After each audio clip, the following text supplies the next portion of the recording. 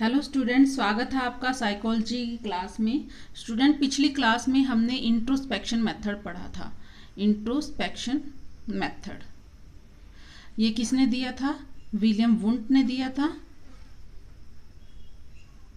William wound ने। और इनके सहयोगी कौन थे? टिचनर। कौन थे? टिचनर थे। और विलियम वुंड ने 1879 में एक लैब का भी स्थापित की थी लिप्जिग विश्वविद्यालय में, जिसमें ये इंट्रोस्पेक्शन मेथड से अध्ययन किया करते थे। स्टूडेंट, इंट्रोस्पेक्शन मेथड में इन्होंने 3 चीज़ों को मनोविज्ञान की विषय वस्तु माना था। नंबर 1 संवेदना,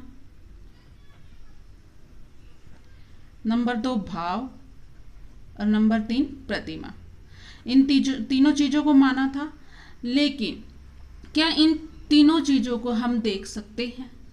क्या हम इनको देखकर अध्ययन कर सकते हैं? कि ये वैज्ञानिक तौर पर इसे ये मानना कि इनका अध्ययन किया जा सकता है वैज्ञानिक रूप से संभव है? नहीं है।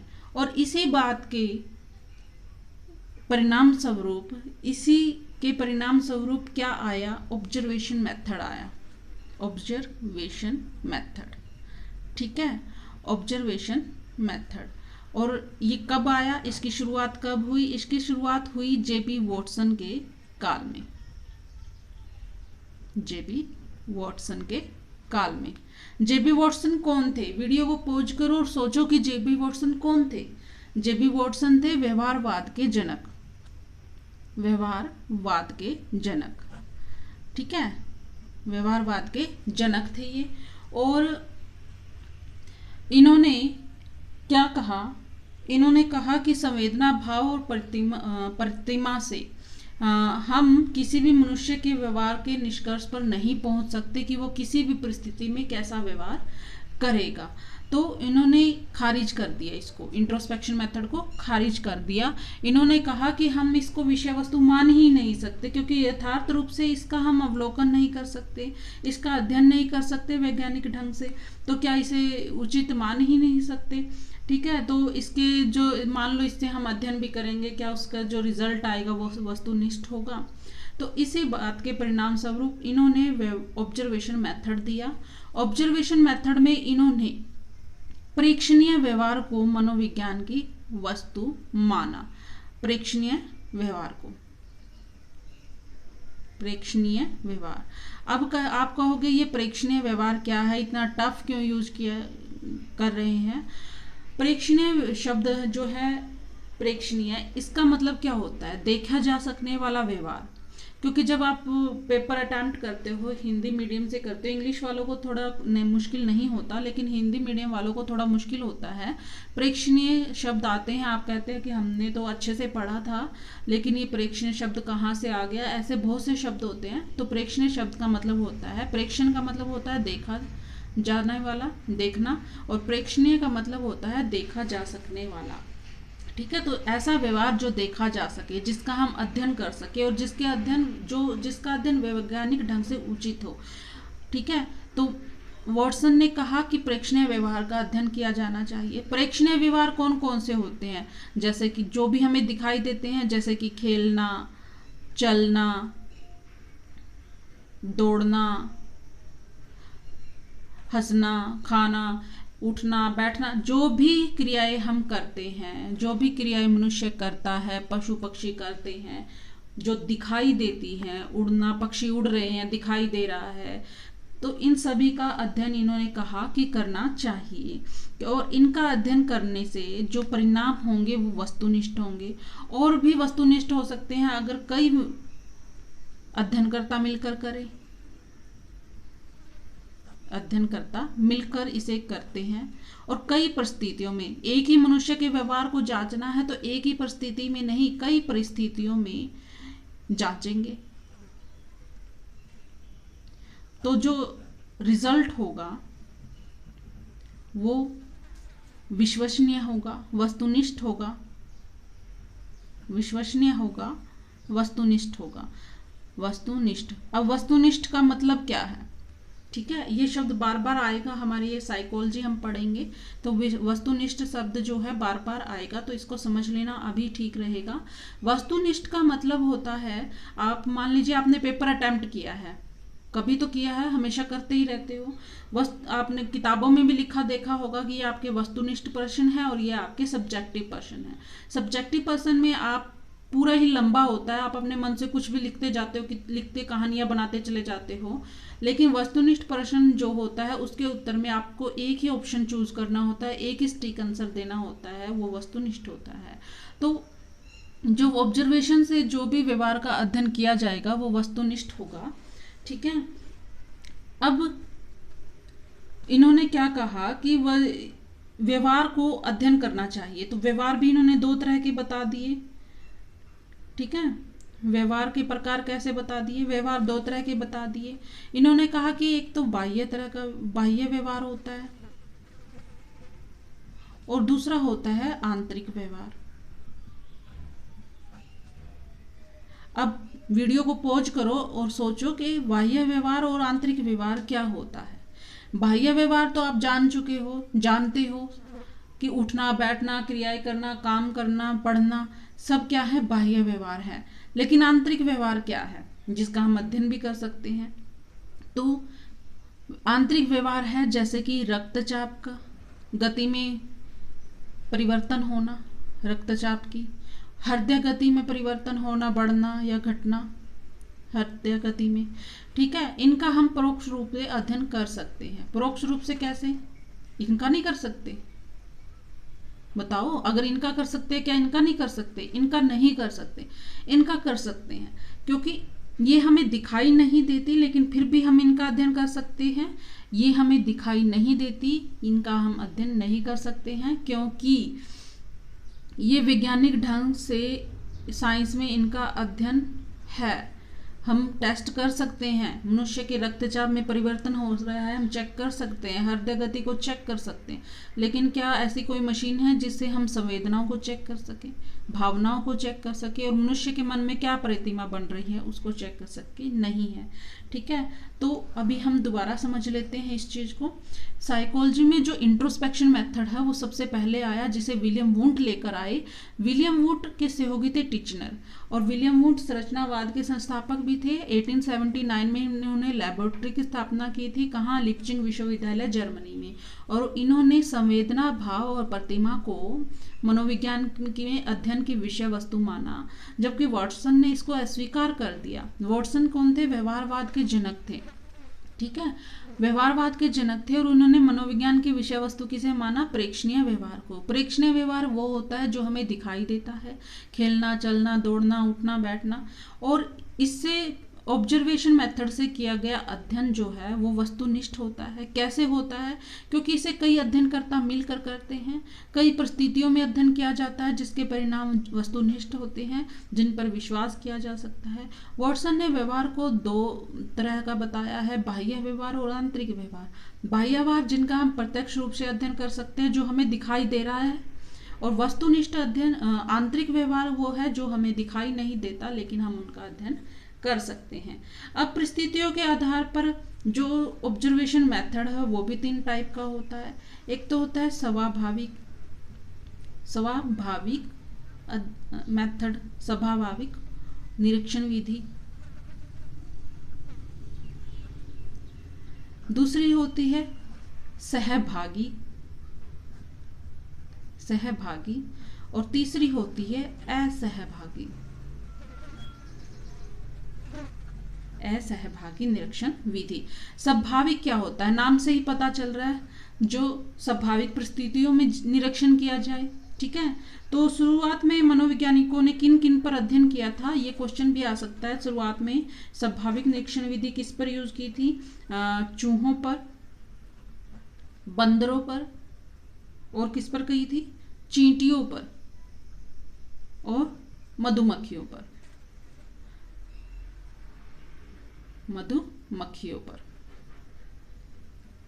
क्या जानना चाहते थे इन पर अध्ययन करके? जो वैज्ञानिक है, अध्ययन करता है, इन पर अध्ययन करके क्या जानना चाहते थे? वो जानना चाहते थे कि ये सामाजिकता कैसी है इनकी, क्योंकि ये ग्रुप में रहते हैं ना, तो ये कैसे ग्रुप में रह लेते हैं और कैसे इनको पता चल जाता है भी इनका जो दूसरा जो कोई भी है, मान लो चूहे हैं, बाहर का कोई चूहा आ जाता है, वो बाहर का है कि अपने ग्रुप का है, बंदरों को कैसे पता चल जाता है, कैसे इन, ठीक है, और इनमें संवेदनशीलता कैसी है, कितनी तेजी संवेदनशीलता इसमें कैसी है, ये अध्ययन कर रहे थे वैज्ञानिक। और वाटसन ने ये भी बताया कि ये कब बहुत ही उपयुक्त होती है, किस पर उपयुक्त होती है ये विधि करना। ये विधि करना सबसे ज़्यादा उपयुक्त होती है मनुष्यों में, शिशुओं पर और बालकों पर, ठीक है। बालकों का और शिशुओं का जब भी अध्ययन करना हो, उनके व्यवहार का अध्ययन करना होता है, तो हम क्या करते हैं, स्वाभाविक निरीक्षण विधि का इस्तेमाल करते हैं। स्वाभाविक निरीक्षण विधि का हम एक और एग्जाम्पल ले लेते हैं। मान लो आपको किसी रेलवे स्टेशन है पर भीड़ है, वहाँ रेलवे स्टेशन पर यात्री यात्रा कर रहे हैं, तो आपको ये जानना है कि वहाँ के यात्रियों का उस टाइम पे क्या व्यवहार रहता है। तो आप दो देशों का ले लेते हैं। मान लो विकासशील देश में रेलवे स्टेशन पर यात्रियों पर अध्ययन करना है, उनके व्यवहार पर, और विकसित देशों में आप मान लीजिए दो देश ले लेते हैं, एक ले लेते हैं अमेरिका और एक ले लेते हैं इंडिया। तो भारत में क्या स्थिति है और अमेरिका में कैसा व्यवहार प्रदर्शित करते हैं यात्री रेल यात्रा करते वक्त। तो आप क्या करोगे, स्वाभाविक रूप से रेल में बैठोगे, आप पहले भारत के रेलवे स्टेशन पर जाओगे, किसी भी वहाँ पे यात्रा करोगे स्वाभाविक रूप से। किसी भी यात्री को ये नहीं पता है कि आप उनका अवलोकन कर रहे हो, उनका ऑब्जर्व कर रहे हो, ठीक है, इसे कहते हैं स्वाभाविक। और आप क्या करते हो, फिर ऑब्जर्व करने के बाद आप एक एनालाइज करते हो, उसे एक पेपर पर उतार लेते हो कि आपने वो उनके व्यवहार में क्या क्या देखा, और फिर आप उनका निरीक्षण करते हो और उसके बाद एक निष्कर्ष देते हो, ठीक है। और सहभागी निरीक्षण क्या होता है, नाम से ही पता चल रहा है सहभागी निरीक्षण। सहभागी निरीक्षण का मतलब होता है कि आप मान लो किसी भी ग्रुप का अध्ययन कर रहे हो, तो आप उसी ग्रुप का एक सदस्य बन जाते हो। मान लो आपको कॉलेज के छात्रों का अध्ययन करना है, कॉलेज के छात्रों का अध्ययन करना है, तो आप क्या करते हो, छात्र वहाँ पे कॉलेज में ना छात्र बनकर चले जाते हो, वहाँ पे एडमिशन ले लेते हो, फिर वहाँ पे छात्रों के साथ बैठते हो, उन जो वो पढ़ते हैं वो पढ़ते हो। ये क्या होता है, ये होता है सहभागी प्रेक्षण या सहभागी निरीक्षण विधि, ठीक है। प्रेक्षण भी हो सकता है, निरीक्षण भी हो सकता है, कुछ भी बोल सकते हैं। और इसमें क्या होता है कि आपको ना सबसे बड़ी बात क्या है, ये अध्ययन करते वक्त आपको ना अब जो एक्टिंग करनी आनी चाहिए। अगर आपने मान लो छात्र के रूप में वहाँ एडमिशन तो ले लिया, लेकिन छात्रों जैसा व्यवहार नहीं कर रहे हो, तो क्या सब जान जाएंगे कि आप उनका ऑब्जर्व करने आए हो, और वो अपना स्वाभाविक जो उनका व्यवहार है वो प्रदर्शित नहीं करेंगे। तो आपको एक्टिंग करनी आनी चाहिए अच्छे से, सबसे बड़ी ये खास बात होती है इसकी। और इसमें क्या होता है कि सहभागी में आप वहाँ के सूक्ष्म से सूक्ष्म, क्योंकि वहाँ आप अटैच हो जाते हो छात्रों के साथ, तो आप सूक्ष्म व्यवहारों का अध्ययन भी कर सकते हो, उनके संवेगों का अध्ययन कर सकते हो। ये खास बात है इस विधि की। और आप क्या कर सकते हो, जो भी जानकारी होगी यहाँ की इसमें वो स्वाभाविक होगी, कलेक्ट होगी और वास्तविक होगी। लेकिन इसमें ना दोष भी है, इस सहभागी में ये पक्षपात आ जाता है। इसमें क्या आ जाता है, पक्षपात आ जाता है। मान लीजिए आप छात्रों के बीच में बैठे हैं और आपको भी वही काम कर रहे हैं, वही पढ़ाई करनी पड़ रही है जो दूसरे छात्र कर रहे हैं, तो आप छात्रों के जो सूक्ष्म व्यवहार है, खास कई व्यवहार ऐसे होते हैं जिनका निरीक्षण आप नहीं कर पाते हो, जिनको ऑब्जर्व नहीं कर पाते हो। और क्या होता है कि कुछ छात्र आपके दोस्त बन जाते हैं और कुछ आपको अच्छे नहीं लगते हैं, तो आप क्या करते हो, अगर कुछ गलत व्यवहार भी कर रहा है आपका साथी जो आपका दोस्त बन चुका है उस टाइम पे, तो आप उनको क्या करते हो, उसको नज़रअंदाज कर देते हो। तो ये भी सबसे बड़ा दोष है इसमें। आप में ना पक्षपात, आपके भाव उत्पन्न हो जाते हैं। आपका भाव क्या उत्पन्न हो जाते हैं, आपको उनको लगाव होने लगता है। आप उस ग्रुप में क्या करते हो, उस ग्रुप को स्वाभाविक रिजल्ट देने के बजाय उस ग्रुप का आप उससे क्या करते हो, उसके जो गलत व्यवहार है उसको नज़रअंदाज कर देते हो, जो अच्छे व्यवहार है उनको बढ़ा चढ़ा कर दिखाते हो।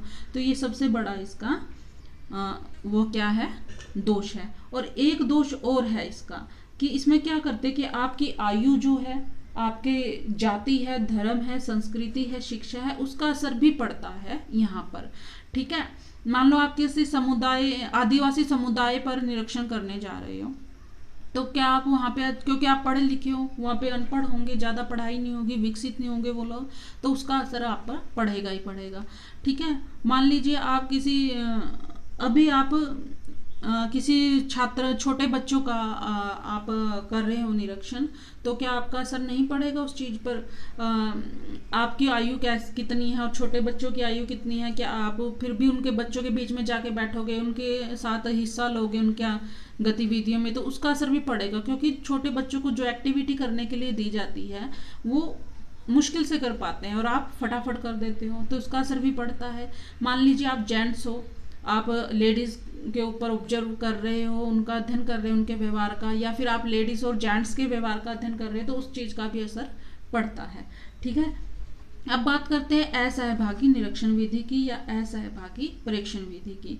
इसमें क्या होता है, ज़्यादातर कहाँ यूज की जाती है? यहाँ पे जहाँ नैदानिक होती है, निदानिक मतलब कि हॉस्पिटल्स में, ठीक है, और कहाँ शैक्षणिक में संस्थानों में ऑब्जर्वेशन किया जाता है। ये असहभागी आपने कई बार देखा होगा, कोई ना कोई जांच पड़ताल के लिए आता है स्कूल में, कॉलेज में, और बाहर से ही देख के चला जाता है ऑब्जर्व करके। सामाजिक और औद्योगिक परिस्थितियां होती हैं, उनका अध्ययन भी ऐसे ही किया जाता है।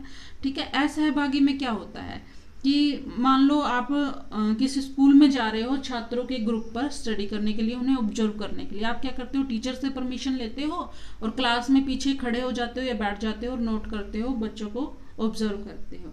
ये असहभागी, आप हिस्सा नहीं ले रहे हो, उनके काम में कोई हाथ नहीं बटा रहे हो, ठीक है, और आप उनको ऑब्जर्व कर रहे हो। तो इसमें खास बात क्या है, इसमें अध्ययन जो आपके एक्टिंग करने की जो क्षमता है, योग्यता है, उसकी ज़रूरत नहीं पड़ती है। सहभागी में एक्टिंग करनी पड़ती है।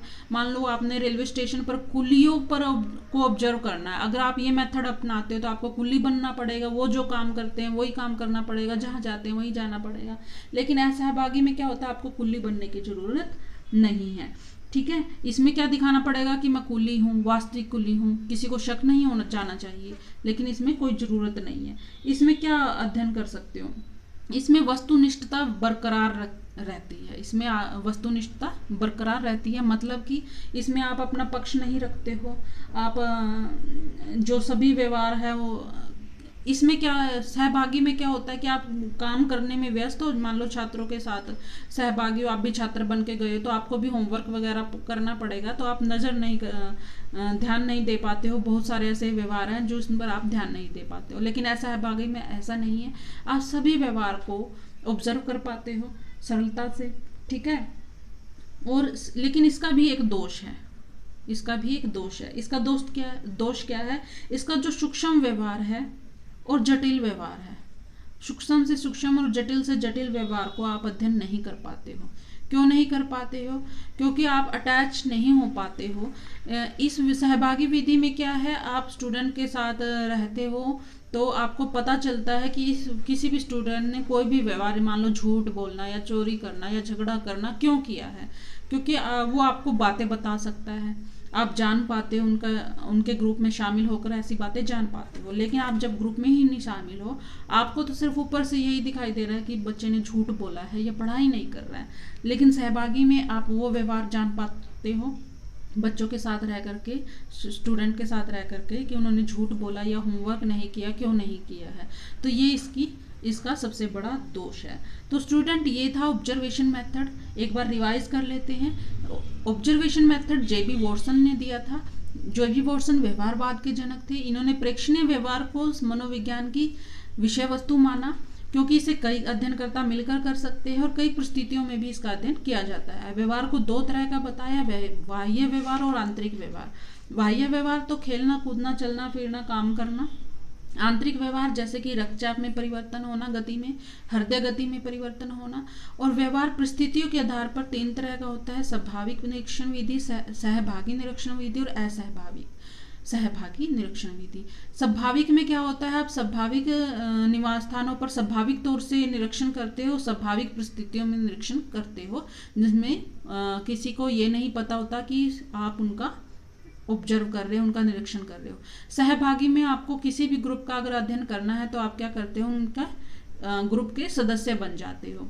असहभागी में आप ग्रुप के सदस्य नहीं बनते हो, दूर से ही उनका अध्ययन करते हो। ठीक है, तो ये था आपका ऑब्जर्वेशन मेथड। आपको ये क्लास कैसी लगी कमेंट में जरूर लिखिएगा। और नेक्स्ट क्लास में हम पढ़ेंगे सर्वे मेथड। ठीक है, सर्वे मेथड, ठीक है, डिटेल से पढ़ेंगे। और तब तक के लिए थैंक यू।